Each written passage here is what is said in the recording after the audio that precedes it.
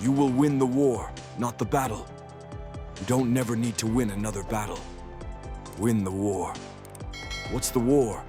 My son's getting married. What's the war? Have enough money for create jobs for my kids. That's the war. What they do with the money, that's their battle. That's not my battle no more. You spend it wisely, that's on you. You blow it, that's on you. Take care of my wife, get her to California. That's the war. The battle is what the house looks like on the inside. That's not my fight. Whatever you want in there, have it, that's up to you. That's if I can get one room where I can put all my football helmets, all the places I spoke, all the paraphernalia, jersey, signed jersey. I just need one wall. You can have the rest of the house. Why? Because I'd rather for you to have it the way you want it and have a marriage than to have all the rooms look like I have and be by myself. We all have 24 hours, right? What makes some of us average, makes some of us good, some of us great, is not the family you were born into. All right? It has nothing to do with that. It has nothing to do with your socioeconomic status. It has everything to do with how you command your life. So, if you have a bad day, which is no such thing of, it doesn't exist, you had a bad moment and you were so immature that you let that moment dictate the rest of your day. All right? And y'all, not kids no more. I don't do elementary school. All right, I don't do elementary school because they really, a fifth grader, if I'm talking to a third grader, fourth grader, fifth grader, kindergartner, I don't care what I tell them. They're not at a place of maturity where they can switch their mindset. They're kids, you're grown. And some of you are grown, but you're still a child, and you brag about how you're an adult. You're only an adult because of your age. You're not an adult because you command your life. You're an adult because of your age, and that's not what makes adulthood. You're not an adult because you are 18 years old. You're 25, 26. If you still kept catching temper tantrums, you're still getting attitudes. That means you're not an adult in that area. That means that particular area controls you, right? You almost got into a car accident. Car accident over with. Car accident been over with 10 hours ago. You still pissed about it, or you didn't get into it with your friend. That happened 2 days ago, and y'all still not talking. That's immaturity, right? And let me tell you something. You don't know how many days you have. Like, I'm just going to keep it 100. You don't know how many days you have left. You don't want to be wasting days. Like, you're not God. Like, you don't create. You can't wake yourself up. You don't know how many days you have left. You can't be playing with the days you have on foolishness. So you have to learn how to control yourself, right? And so y'all know my circumstances. I'm not here because I'm sweet. I'm here because one day I was like, you need to get a control of this, bro. You need to get control of your life. You do not have control. You watch your dog on TV playing video games, and you should be out here grinding. Bro, you do not want to be me. You're not ready for this grind, bro. Some of you can show up when you're at home. When you go on the road, you struggle, meaning that when things are going the way you want, you cool. But when it rains, you gotta grow up. Like, your body does not control you.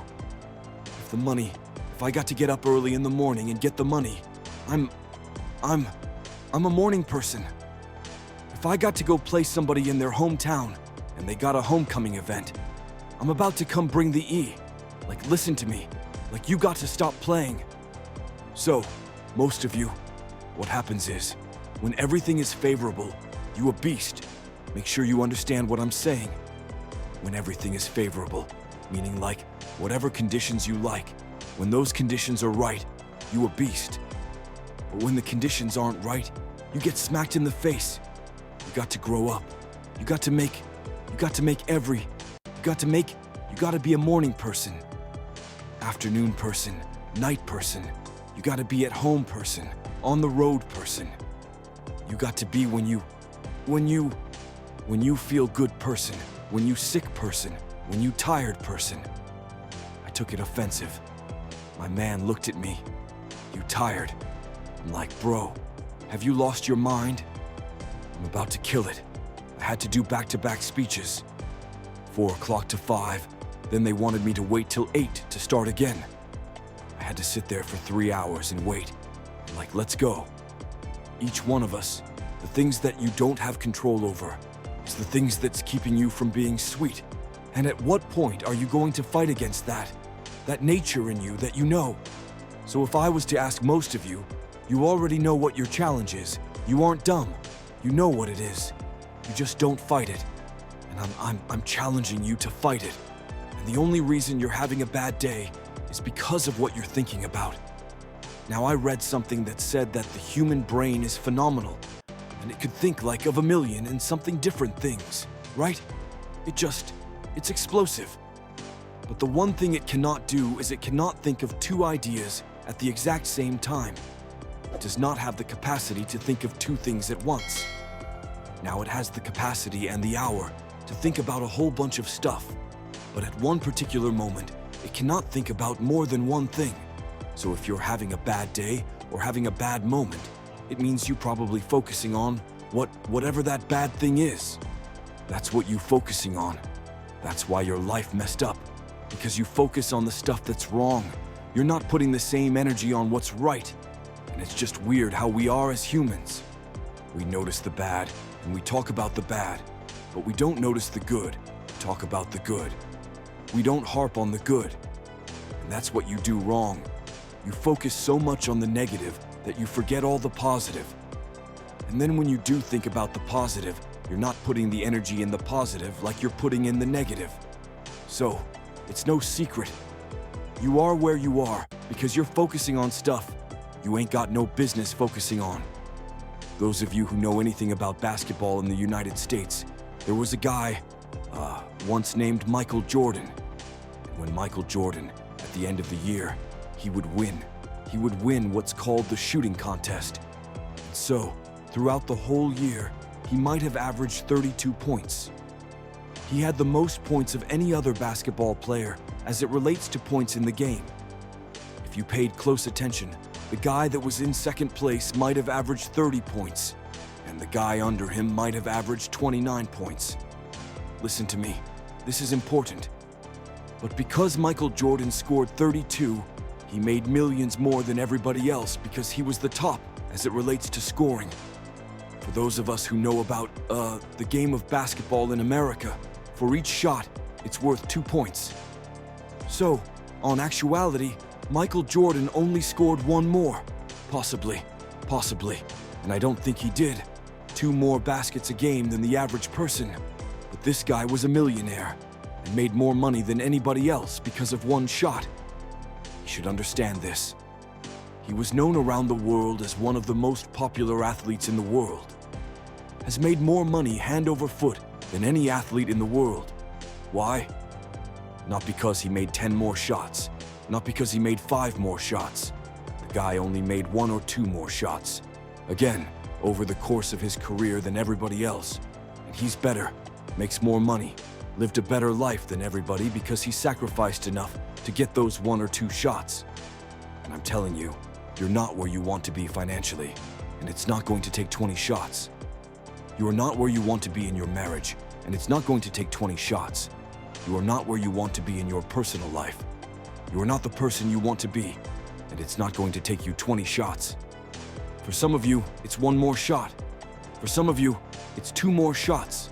And you have not given yourself enough credit to say, I just need to get up a half hour earlier, and my whole life will change. I just need to get up 1 hour early.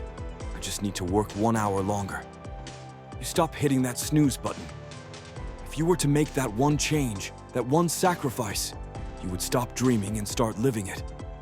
It is literally at the darkest moment, right? When it dawns. You don't really even get to the next level to your darkest moments. One of the things that I think is important is that a lot of you young people, you go on this route and you I don't see it. You're not supposed to see it.